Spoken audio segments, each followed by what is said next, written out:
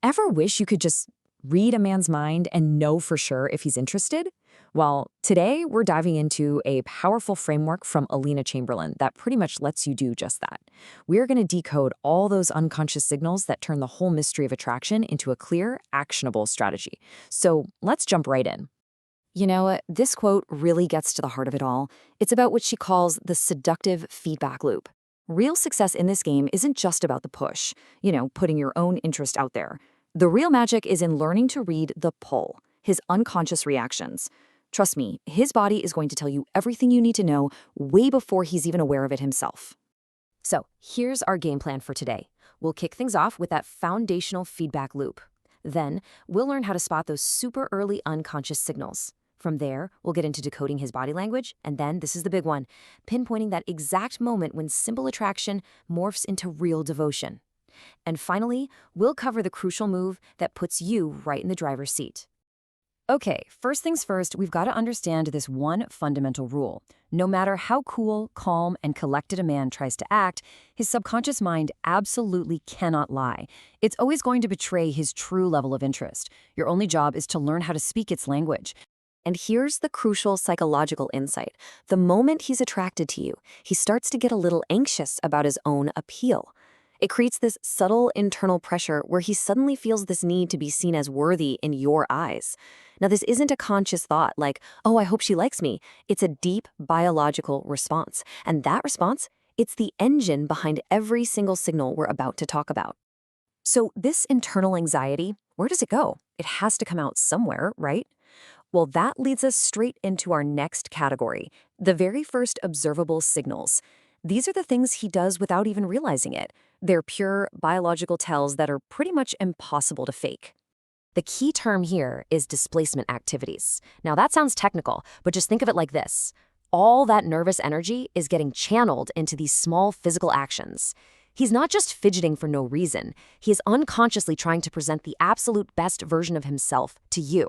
It's a brilliant tell of the internal shift you've just created in him. And here are the classics, the ones you'll see all the time.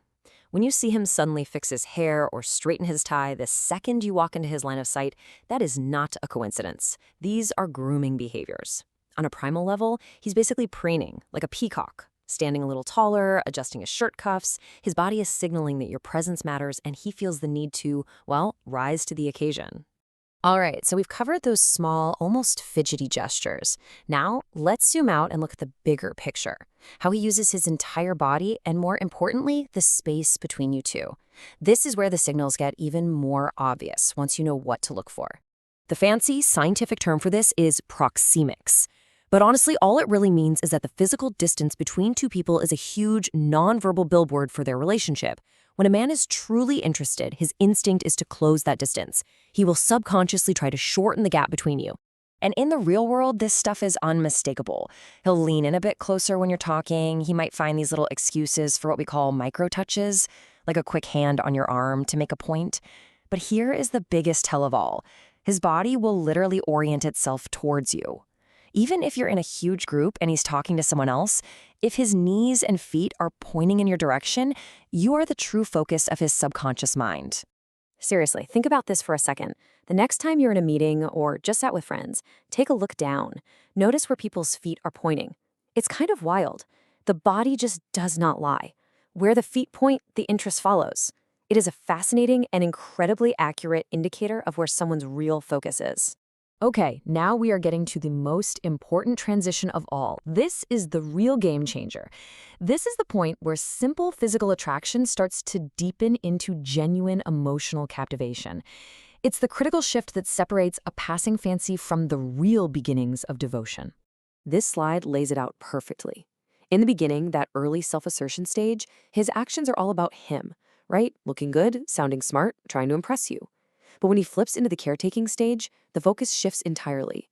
His main concern is no longer about his own appeal, it's about your comfort, your happiness, and your well-being. And these are the acts of service that are the proof he's truly deeply hooked. And it's almost never about big, flashy gestures.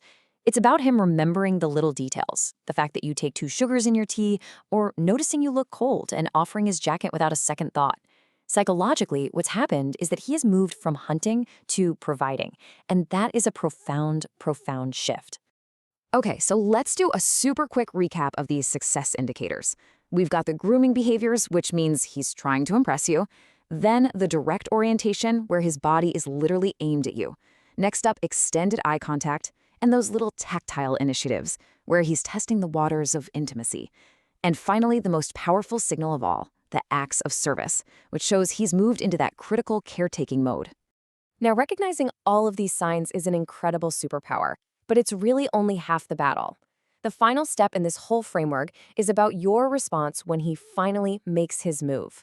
This is where you strategically and elegantly seize control of the entire dynamic.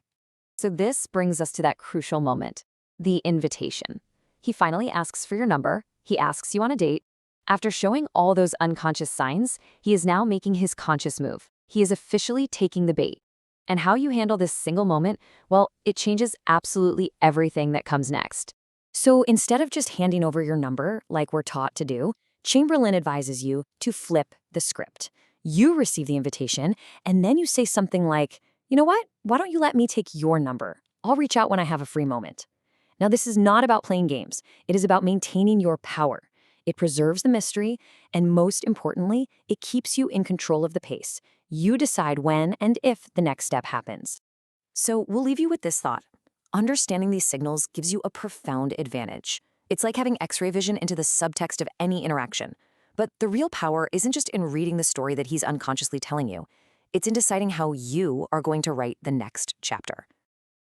You can find the electronic version of book She Who Awakens by Alina Chamberlain at wishforlove.org.